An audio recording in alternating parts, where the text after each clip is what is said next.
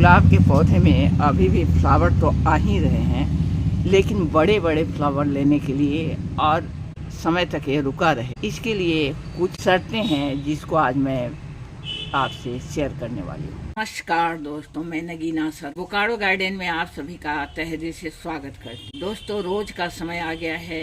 ऐसे तो सालों भर आपको रोज की केयर करनी पड़ती है। ये बहुत केयर खोजने वाला प्लांट है, लेकिन अभी 15 अक्टूबर से लेकर 15 नवंबर तक रोज में आपको अच्छे से फर्टिलाइजर दे देना है। और बहुत सी ऐसे काम भी हैं जो करना बहुत ज़रूरी है, नहीं तो रोज का प्लांट आप देख रहे हो फ्लावरिंग करने के बाद भी ये मर जाता है। तो मैं इस पर बहुत सारी बातें करूंगी। मरने से आप अपने पौधे को कैसे बचाएं, कौन कौन सी फर्टिलाइजर दें और क्या कुछ केयर करना है हमें रोज प्लांट पर, ये सारी जानकारी मैं आपसे शेयर करने वाली हूँ। तो अब चलिए चलकर वीडियो देख लेते हैं। दोस्तों, सबसे पहली बात मैं यहाँ आपको बताऊँ कि रोज को ऐसे हम लोग साल भर इसकी गुड़ाई करते रहते हैं। मिट्टी हल्की करोगे तो इसमें एयर फ्लो अच्छी होगी और इससे क्या होगा कि आपका रोज का जो रूट है वो अच्छा बनता है, अच्छा डेवलप करता है। इसलिए इसकी गुड़ाई करते रहनी है और खरपतवार को निकाल देना है। लेकिन यहाँ आप देखो, मैं आज इसको क्या करने वाली हूँ। अक्टूबर में क्या करना है, इस तरह का काम करना है कि अच्छी तरह से जहाँ तक इसके रूट हो वहाँ तक थोड़ी सी इसकी गुड़ाई कर दे। पॉट में लगे हों पौधे या फिर आपका सॉइल में लगे, और इसमें से ऊपर से आप मिट्टी। दोस्तों, अब सवाल यहाँ पर आता है कि कितनी मिट्टी हटानी है।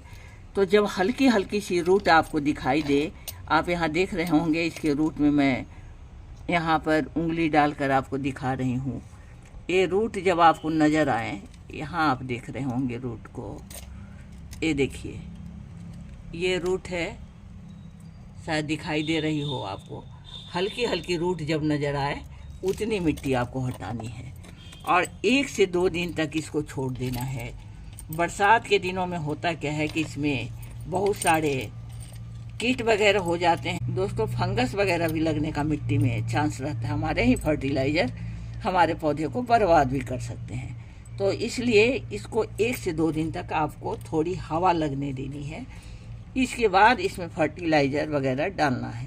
लेकिन मुझे आपसे शेयर कर 1-2 दिन तक आपको इसको खुले में रखना है। रूट में को कुछ नहीं होगा, पौधे को कुछ नहीं होगा, और इसके बाद आपको फर्टिलाइज़र देनी है। लेकिन मैं, चूँकि मुझे वीडियो दिखानी है आपको, इसलिए मैं अभी ही इसका फर्टिलाइज़र देकर आपको शेयर कर। लेकिन इससे पहले मैं आपको यहाँ पर बता दूँ कि अक्सर गुलाब में आप यहाँ देख रहे होंगे फ्लावरिंग होने के बाद होता ये है कि हम लोग देख लेते हैं कि फ्लावर समाप्त हो गए हैं और इसको पकड़ते हैं।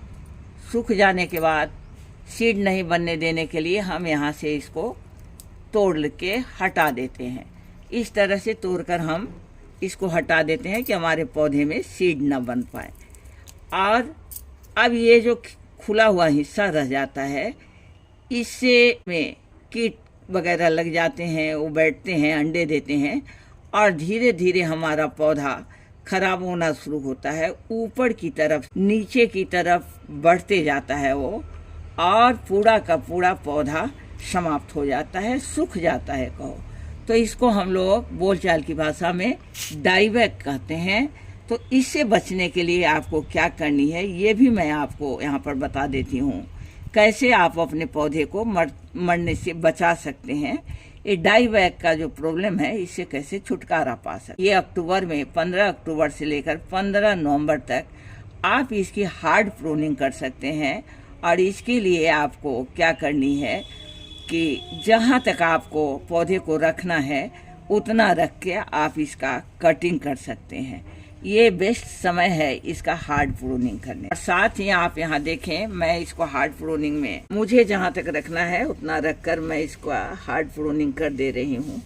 जो छोटे छोटे पतले दुबले ब्रांच हो, जो लगे कि ये बेहतर नहीं है, तो उसको भी कट करके आप हटा दे सकते हैं। मुझे इसको बहुत लंबा नहीं रखना है गमले में, और घबराए नहीं, ये इतना फ्लावरिंग कर रहा है तो आपको लगेगा कि ये फ्लावर करते हुए को मैंने कट कर दी। तो दोस्तों, ये अभी फ्लावर जो दे रहा है इसकी क्वालिटी देखो। आपको तो अच्छे क्वालिटी में लेने हैं फ्लावर, तो ऐसा रखने से ये अच्छा नहीं फ्लावर देगा।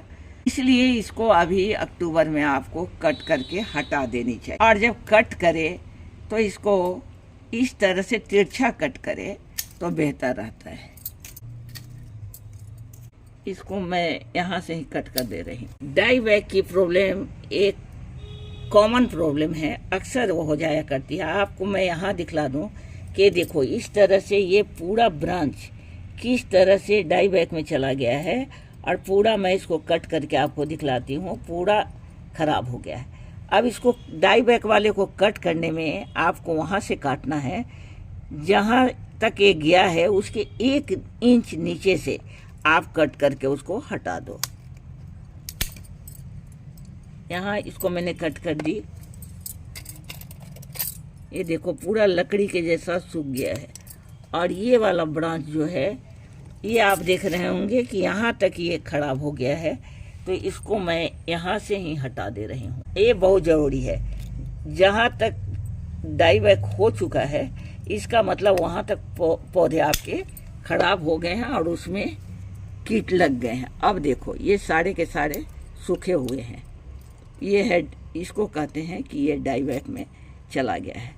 अब ये हुआ कहाँ तक है तो आपको दिखाई दे रहा होगा, यहाँ तक जहाँ मैंने कैंची को रखा है यहाँ तक ये डाई बैग में चला गया है। अब अगर मैं यहीं से कट कर देती तो ये इसमें कीट रह जाएंगे और फिर आगे पौधा खराब होता जाएगा। इसलिए मैंने इसको इतना हटा करके ही काटा है। हालांकि इसमें एक ब्रांच थे जो ब्रांच अच्छे थे, फिर भी मुझे इसको कट करके हटानी पड़ी। तो डाई बैग में जब भी आप करें तो 1 इंच इसको आगे से लेकर के जहाँ पर सही हो वहाँ से कट किया करें। दोस्तों इस तरह से मैंने इसकी हार्ड प्रूनिंग कर दी है। अब ये पौधे को देख लो। अभी कुछ और भी इसमें आप चाहो तो कटिंग कर सकते हो। आपको जितनी बड़ी रखनी है, मान लो कि मुझे और भी छोटे करने हैं, तो मैं यही समय होता है कि आप इस समय कट कर ले सकते हो। कट करके अभी आप इसको शेप में डाल लो। ये अंदर की तरफ ब्रांच आ रहे हैं तो इसको भी अंदर की तरफ नहीं आने देना है, तो इसको भी आप कट करके यहाँ से हटा दें। दोस्तों जहाँ जहाँ कट लगी है वहीं से कीड़े अंदर चले जाते हैं, कीट चले जाते हैं, तो इसलिए वहाँ पर फंगिसाइड लगाना ज़रूरी है। तो कोई भी फंगिसाइड जो आपके पास हो उसको आप थोड़ी सी अरसी का तेल अगर आपके यहाँ हो तो बेहतर है, उसमें घोल कर और उसको जहाँ जहाँ कट हुआ है वहाँ आपको लगा देनी है। ये बहुत ज़रूरी है। बस यही कारण है आपका डाई बैग होने का, और इस कारण से अगर छुटकारा पाना है तो आपको इस पर फंगिसाइड का लगा देना होगा। अच्छे से इसको फंगिसाइड लगा दीजिए। जहाँ जहाँ आपने कट किया है हर जगह इसको फंगिसाइड लगा देना। दोस्तों मैंने फंगिसाइड जहाँ जहाँ कट हुई थी वहाँ वहाँ मैंने लगा दी है। इसमें ध्यान यही रखना है कि जो हिस्सा आँख से आपका छूटा वहाँ से ही इंटर कर जाएगा आपका इसमें, और डाई बैग शुरू हो जाएगा। डाई बैग को रोकने के लिए बस ये रामबाण के जैसा काम करेगा। तो इस तरह से इसको कर ले। अब आते हैं इस पर कि इसको फर्टिलाइज़र क्या दें। तो फर्टिलाइज़र में आप इसको गुलाब को हर एक 3 महीने पर आप फर्टिलाइज़र देते हो, यानी साल में कम से कम 4 बार आप फर्टिलाइज़र देते हो। लेकिन अभी थोड़े से आपको अधिक सतर्कता के साथ एक बार में एक फर्टिलाइज़र भी देते हो, लेकिन इसको अभी थोड़ी अच्छी से खुराक दे देनी है। और क्या क्या देनी है दोस्तों, अब आइए फर्टिलाइज़र देख लेते हैं। तो आप यहाँ देख रहे होंगे ये 12 से 14 इंच का गमले में 2 मुट्ठी मैंने इसमें वर्मी कंपोस्ट के डाले हैं। 2 मुट्ठी काफ़ी है। और 1 मुट्ठी ये सरसों की खल्ली है। फ्लावर अच्छे लेने हैं, उसके रूट अच्छे होंगे तभी आपके फ्लावर भी अच्छे आएंगे और ज़्यादा दिन तक ये ठहरेंगे भी।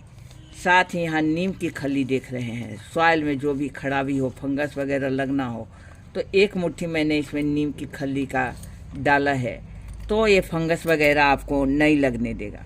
और यहाँ है बोन मील।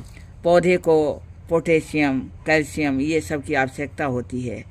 और ये स्लो रिलीज फर्टिलाइज़र भी है, तो इसको भी मैं 1 मुट्ठी ही डाल रही हूँ और सबको अब आपस में मिला देते हैं।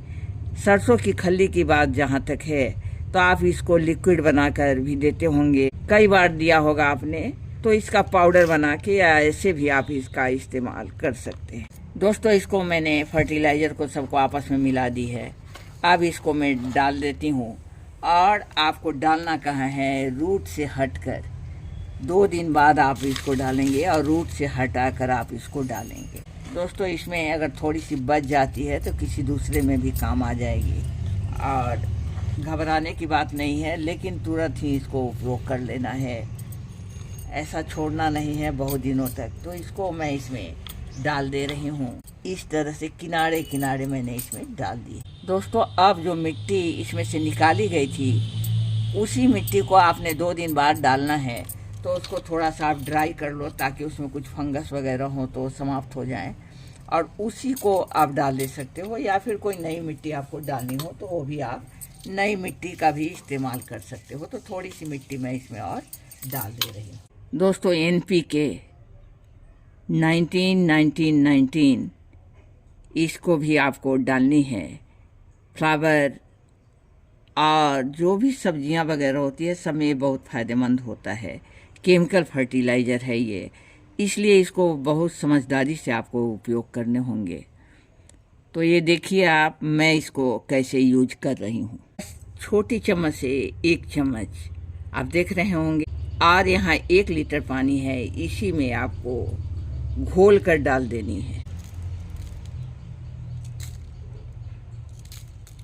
1 चम्मच इसमें डाल दीजिए। दोस्तों, ये वाटर सेलेबल है, इसको इस तरह से आप मिला देंगे तो ये अच्छी तरह से इसमें, जैसे हमारे खाने वाले नमक गल जाते हैं उसी तरह ये भी आप देखोगे कि इसमें घुल जाएगा। दोस्तों, ये फंगिसाइड लगाने के बाद जो बच गया है इसको भी मैं इसमें डाल दूंगी, क्योंकि इसको अब बर्बाद करने से कोई फ़ायदा नहीं है, और सॉइल में भी फंगिसाइड की आवश्यकता होती है।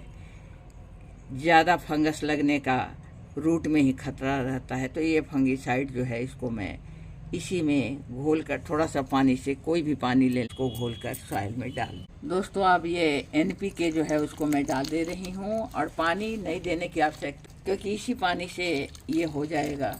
और बस मैं अब इसी के साथ चलती हूँ, अगली वीडियो में फिर मुलाकात होगी। तब तक के लिए आप सभी को नमस्कार, आदाब, सत श्री अकाल, और मेरे बच्चों को मेरा बहुत बहुत प्यार।